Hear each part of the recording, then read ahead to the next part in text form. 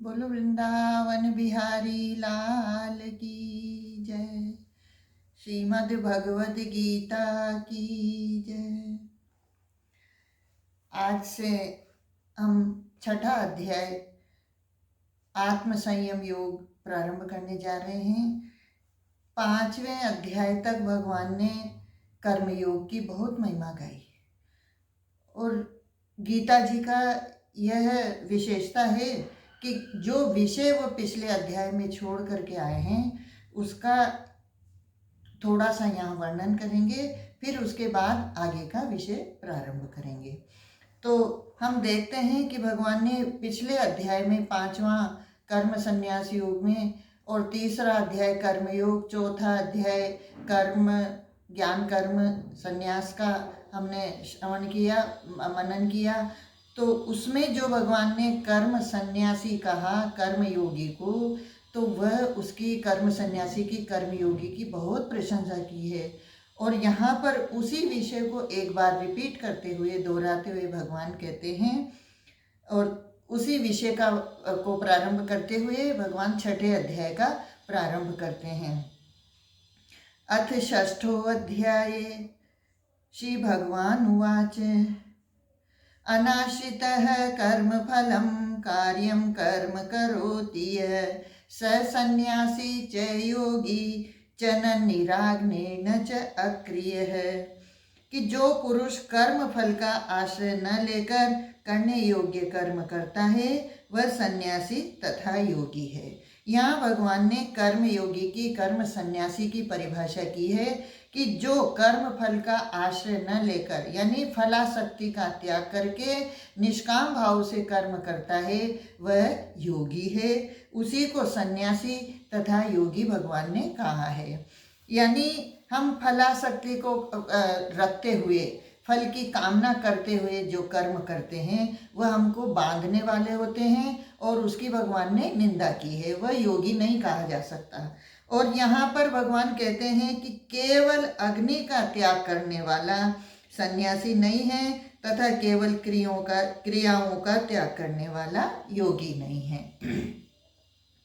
केवल अग्नि का यानी केवल मधुकरी करके भिक्षा करके और अपना जीवन निर्वाह कर लेना ऐसा और वेश धारण कर लेना मात्र, इसको भगवान ने सन्यास नहीं कहा है। सन्यासी की बहुत महिमा है और सन्यासी की बहुत ऊंची भूमिका है। सन्यास केवल वेश का अथवा अच्छे भोग त्याग देने का अथवा मांगकर खा लेने का नाम सन्यास नहीं है। ऐसे तो बहुत लोग संसार में भ्रमण करते हैं, मिल भी जाते हैं। कोई किसी विषय के लिए उसका घर संसार में उसको कठिनाई लगी तो उसको लगा कि साधु का जीवन बहुत सरल होता है और ये सब त्याग करके और वेश बदल करके और साधु बन जाओ। लेकिन इस प्रकार से बना हुआ साधु न सिद्धि को प्राप्त होता है न योग को प्राप्त होता है, बल्कि वह भटक करके वहीं उसका जीवन जो संसार में चल रहा था उससे भी विमुख होकर वह पतन को प्राप्त होता है। तो यहाँ भगवान ने कहा है कि केवल अग्नि का त्याग करने से यानी केवल भिक्षा करके खा लेने से अथवा कुछ भोगों का त्याग कर देने मात्र से सन्यासी नहीं कहा जा सकता। सन्यास की बड़ी भारी भूमिका है। इसको और भगवान हमको इसी अध्याय में आगे और बताएंगे।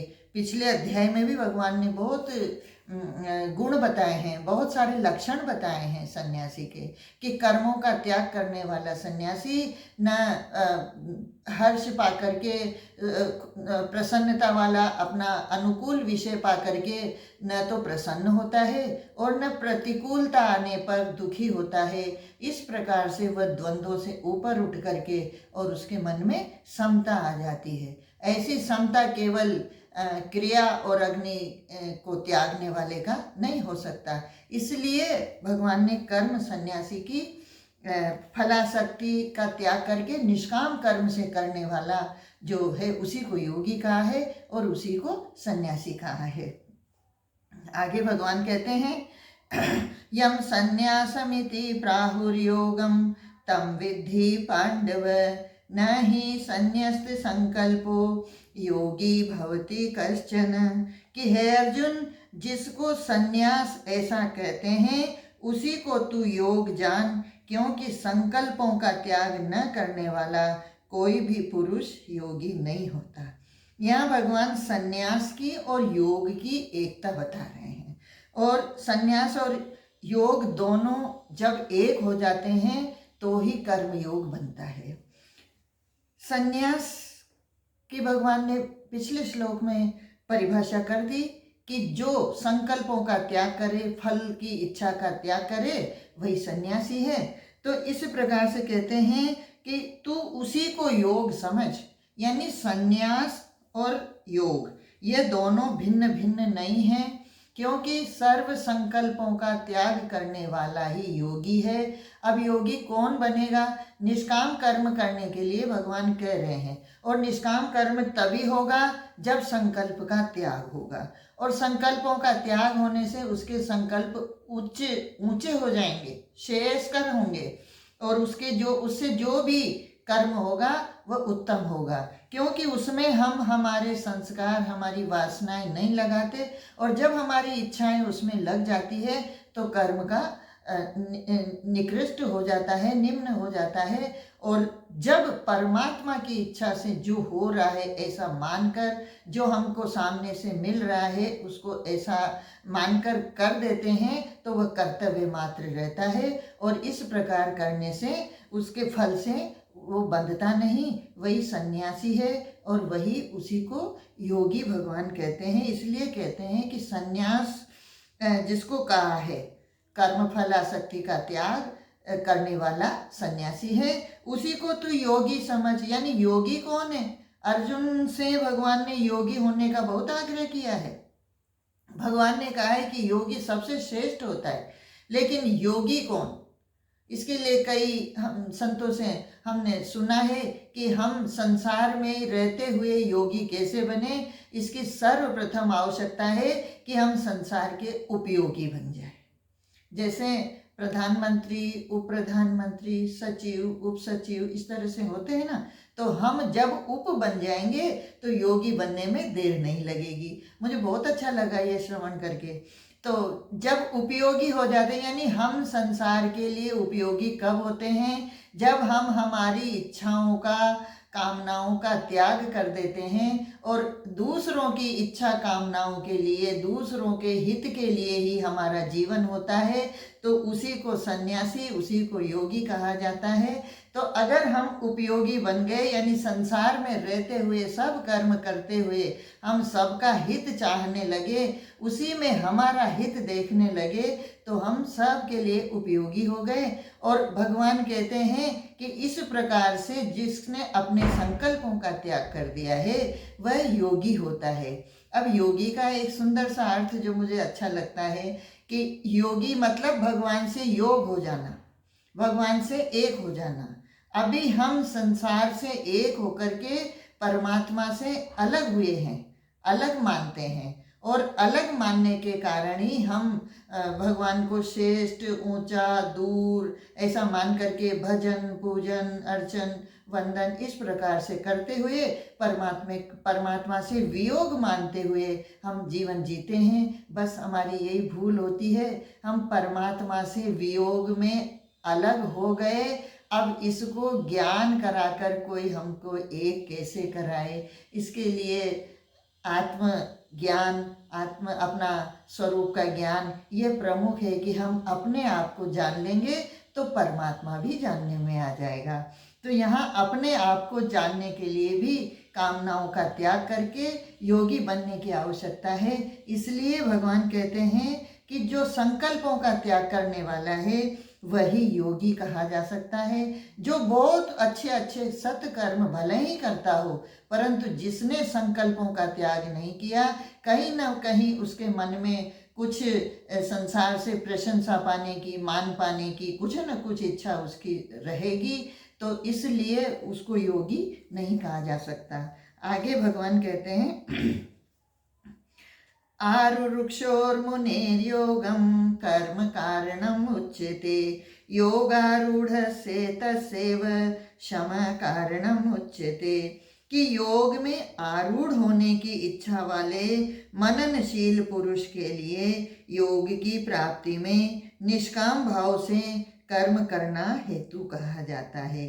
यानी योग में आरूढ़ होना मतलब योग में मुझे योगी बनना है, मुझे योग के लिए कर्म करना है, ऐसा जिसका भाव हो, अथवा मैं योगी होना चाहता हूँ ऐसा जो कामना करके और इस प्रकार से अपने आप को समझता है कि मुझे भी सन्यासी योगी बनना है, भगवान की तरफ चलना है।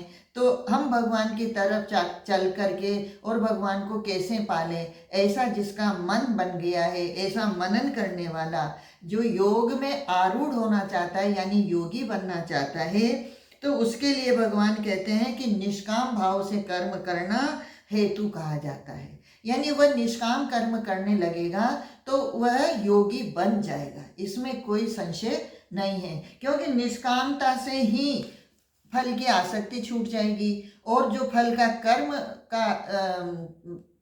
का फल का जो मिलने वाला है वह भी उसको नहीं मिलेगा, उससे उसका बंधन नहीं होगा। तो इस प्रकार से फलासक्ति का त्याग यह योगी के लिए बहुत आवश्यक है।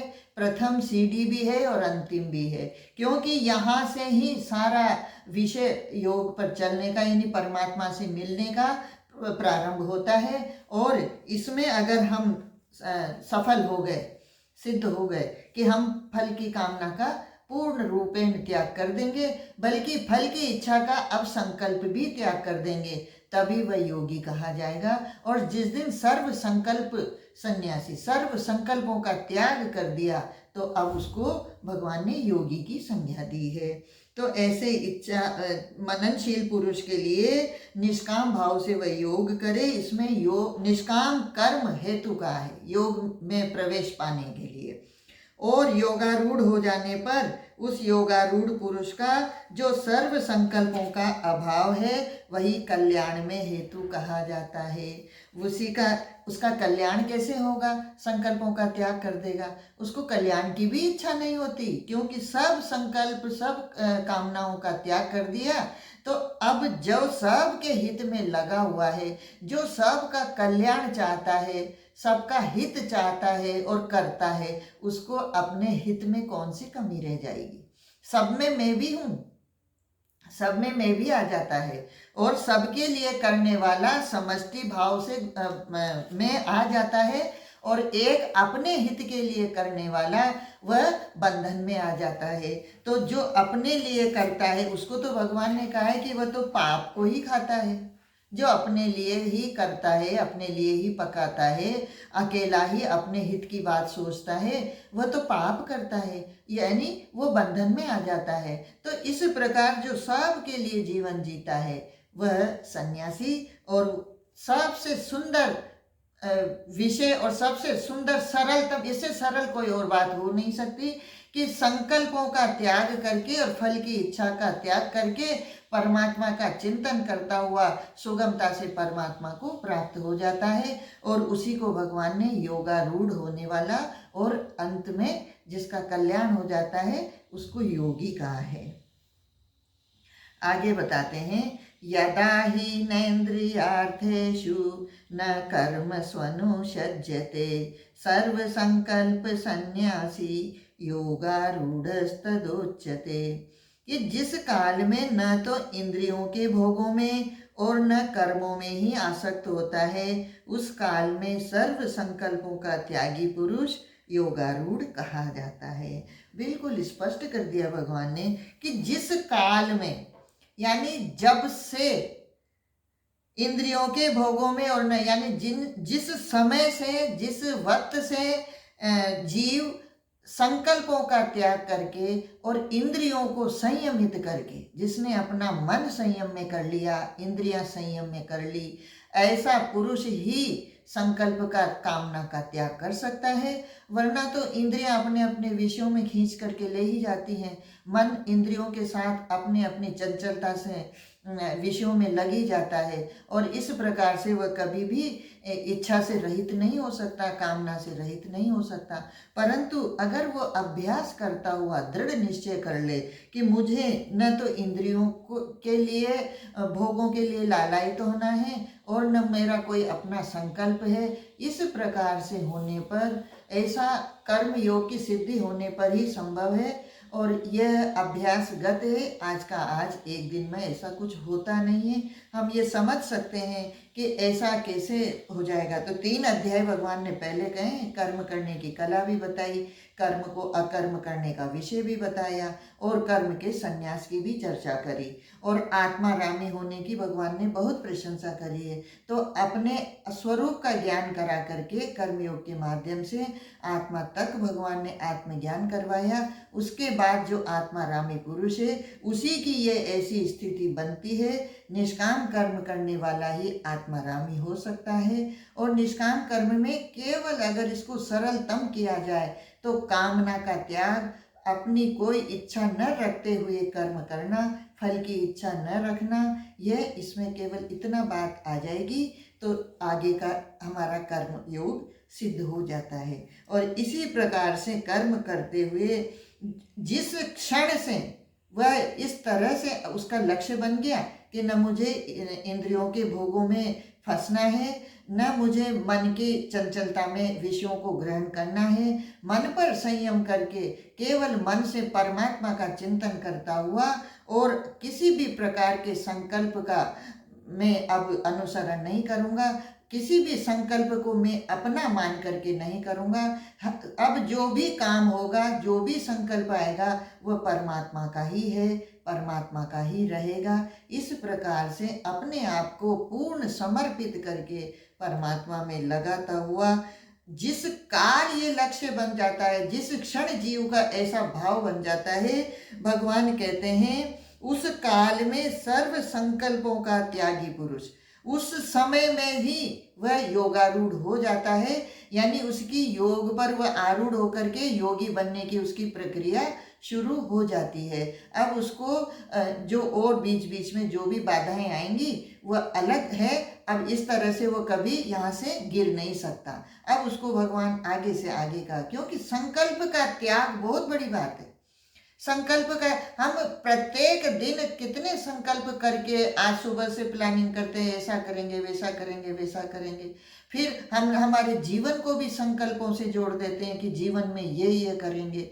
फिर हम अपने जीवन के साथ साथ हम अपने बच्चों का, साथ में किसी और दूसरे का भी, इस प्रकार से हम अपने संकल्पों का ही प्रसार करते हैं। और ये संकल्पों का प्रसार हमको इस संसार में बांध देता है, परिवार में बांध देता है, और हमको इनसे छुटकारा पाना इतना मुश्किल हो जाता है कि हम ऐसा कहते हैं कि हमसे तो नहीं होता। अब ये कैसे होगा जब हमने इसकी जड़ें इतनी फैला दी और इतना इसको करा हुआ है। तो भगवान इसका एक सुंदर सा जो उपाय बताया है कि कामनाओं का त्याग कर दे और संकल्पों का त्याग कर दे। अब ये बात सामान्य नहीं है, कामनाओं का त्याग भी सामान्य पुरुष नहीं कर सकता। तो ये एक अध्यात्म की सीढ़ी है कि हम, हमारा लक्ष्य परमात्मा प्राप्ति का हो। हमारा लक्ष्य जिस दिन परमात्मा प्राप्ति का हो जाएगा उस दिन कामनाएं स्वतः छूटने लगेगी और उन कामनाओं के पीछे दौड़ना हम बंद कर देंगे। क्यों? क्योंकि संसार की महत्ता जान करके, संसार की महिमा को जान करके, संसार को सत्य जान करके और संसार के भोगों में रमण करने के लिए ही संकल्प करके, रमण करना मेरा उद्देश्य है, ऐसा करके ही हम संसार में फंसते हैं। अगर ये सब भाव न रहे, इसकी जगह उलट करके परमात्मा आ जाए संसार की जगह, कि मुझे परमात्मा के लिए ही सब करना है, परमात्मा से ही मिलना है, तो संसार तो कभी किसी को बांधता है ही नहीं। संसार को हमने पकड़ा, और हमने जब संसार को पकड़ा तो छोड़ने के लिए कौन आएगा, छुड़वाने कौन आएगा? हम ही छोड़ सकते हैं। और छोड़ने का सुगम सा उपाय है कि हम जितना जितना आज तक संसार के लिए दौड़े हैं, भागे हैं, जितनी भी हमने उछल कूद इसको पाने के लिए करी है, उसको छोड़ करके उतना ही प्रयास हम उलट दें और परमात्मा के लिए करें। ऐसा जिस दिन हम करेंगे उसी क्षण कह रहे हैं भगवान कि जिस काल से हम ऐसा करेंगे उसी क्षण से हम संसार की महिमा को घटा करके परमात्मा की तरफ सन्मुख हो जाएंगे। और जो ही हम परमात्मा की तरफ सन्मुख होंगे हम संसार से विमुख हो जाएंगे। और संसार किसी का पीछा नहीं करता है। ये हमारी भूल है कि हमको संसार छोड़ता नहीं है। संसार ने न आज तक किसी को पकड़ा है, न आगे पकड़ेगा और न पकड़ सकता है। हमने ही संसार को पकड़ा है, तो संसार को छोड़ने की जिम्मेदारी भी हम पर ही है। हम जिस क्षण ऐसा मान लेंगे, देखो अगर संसार पकड़ता होता तो संसार सबको पकड़ता, फिर कोई इस संसार से निकल करके परमात्मा के सन्मुख कैसे हो सकता था। संसार तो सबको पकड़ता, लेकिन संसार किसी को पकड़ता नहीं है। और संसार पकड़ता तो हम मृत्यु के बाद भी संसार को छोड़ करके नहीं जा सकते, लेकिन सब कुछ यथावत जैसा का जैसा रहता है। और एक मृत्यु ही इस संसार से, जिसको हम प्रयास करते करते जीवन पर्यंत छोड़ते नहीं बन रहे थे, हम छोड़ नहीं पा रहे थे, उसी को हमने एक क्षण में छोड़ दिया। ऐसा कैसे हो सकता था। तो संसार किसी को पकड़ता नहीं है, और संसार पकड़ता होता तो सदा एक जैसा होता, लेकिन संसार एक क्षण भी एक जैसा नहीं है, इसलिए संसार किसी को पकड़ नहीं सकता। हम ही ने ये भूल मान रखी है कि बेटा छोड़ा नहीं जा सकता, संसार के भोग छोड़े नहीं जा सकते, पोता में पोती में ये हमारा मोह रहता है, संसार के विषयों में, घर में, धन में, इनमें हमारा मोह रहता है। ये मोह के कारण है, संसार ने नहीं पकड़ा है। और न संसार मोह ही करा सकता है। संसार अगर मोह कराता होता, संसार का तो काम है, संसार में हम बुद्धि लगाएंगे तो हम मोहित होंगे, हमारी बुद्धि भ्रमित होगी और हम इस प्रकार मोह में पड़ जाएंगे। और हमको लगेगा, मोह का तो काम ही है ना उल्टा दिखाना, हमको लगेगा कि संसार बांध रहा है और संसार ने हमको पकड़ रखा है। लेकिन संसार किसी को पकड़ता नहीं। जिस दिन ये ज्ञान हो जाएगा, जिस दिन हम अध्यात्म मार्ग में चलेंगे और सत्संग करेंगे, तो सत्संग के माध्यम से सबसे पहला विवेक यही होता है कि संसार किसी को पकड़ता नहीं है, क्योंकि संसार सत्य नहीं है। और पकड़े हमको परमात्मा ने है। परमात्मा सदा सदा हमारे साथ है। परमात्मा एक क्षण के लिए भी हमको छोड़ता नहीं है। हम किसी भी योनि में जाएंगे, आज तक किसी भी योनि में हम रहे हैं, 84 लाख में गंदी से गंदी योनि में भी हम रहे हैं, गटर का कीड़ा बन के भी हम रहे हैं, वहाँ भी परमात्मा ने हमको नहीं छोड़ा। ये कितनी श्रेष्ठ बात है। और ये बात सबको ज्ञात है, ऐसा कोई नहीं है। क्योंकि अगर चेतन ना हो तो हम चलते कैसे हैं, हमारा जीवन कैसे है। तो ये परमात्मा हमारे अंदर है। और सब हम कहते भी हैं ना कि सब में परमात्मा है, तो वो सब में परमात्मा कैसे हैं, बस वो कहने भर का है। लेकिन मोह के कारण, अज्ञान के कारण हम ऐसे भ्रमित रहते हैं कि सब में परमात्मा को नहीं देख सकते, अपने में भी परमात्मा हमको नहीं दिखता, और हम कहते हैं कि हम तो संसार के लिए ही जी रहे हैं। संसार के लिए जीते जीते हमारी ऐसी अवस्था आ जाती है कि हम अपने आप को संसारी कहने लग जाते हैं कि हम तो संसारी हैं। संसारी का मतलब क्या है, हम परमात्मा के हैं। परमात्मा का उद्घोष है ममेवांशो जीव लोके, कि ये जीव मेरा ही अंश है। फिर हम संसार के कैसे हो सकते हैं। लेकिन मोह ऐसी बुद्धि को भ्रमित करता है कि वो हमको भगवान का होते हुए भी संसार का दिखा देता है। और हम ऐसी, इस भ्रमित बुद्धि से हमारी ऐसी दुर्गति होती है कि न हम संसार के रह पाते हैं और न अपने आप को भगवान का ही मान पाते हैं। इसलिए विवेक की बहुत ज़रूरत है, सत्संग की बहुत आवश्यकता है। और सत्संग मिलते ही हम अध्यात्म में प्रवेश करके अध्यात्म मार्ग पर जब चलते हैं तो बड़ी भूल हमको समझ में आती है कि ओहो, आज तक हम कैसे जी रहे थे। संसार ने एक क्षण भी हमको पकड़ा नहीं, किसी भी तरह से इसी में सुख मान रहे थे। जबकि गीता जी कह रही दुखालयम शाश्वतम, इसी में सुख मान रहे थे, इसी के लिए सब कर रहे थे, यही सब कुछ है ऐसा जान मान रहे थे। सब उलट गया, अध्यात्म में सब उल्टा है। हम मोह के कारण हमको जो सुख है वह तो दुख नजर आता है, और जो दुख है वह सुख नजर आता है। हम कहते हैं कि हम परमात्मा को प्राप्त करने चलेंगे तो उसमें बड़ा दुख है, और संसार को पाने चलेंगे तो संसार में तो हमको प्रत्यक्ष सुख दिखता है। अब जो संसार का सुख है वो क्या प्रत्यक्ष है?